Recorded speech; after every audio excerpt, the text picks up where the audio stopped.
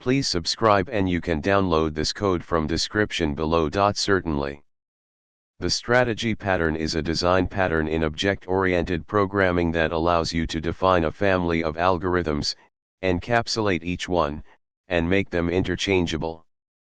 This tutorial will show you how to implement the strategy pattern in Python with a different example than the one on Wikipedia.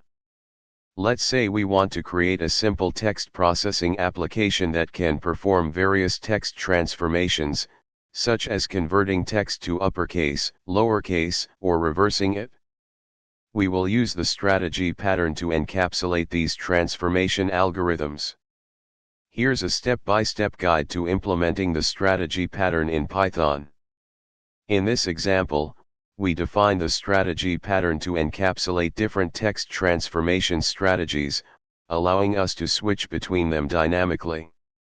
You can easily add more strategies by creating additional concrete strategy classes without modifying the TextProcessor class. This implementation demonstrates the flexibility of the strategy pattern in Python and how it can be used to decouple algorithms from the context that uses them. ChatGPT.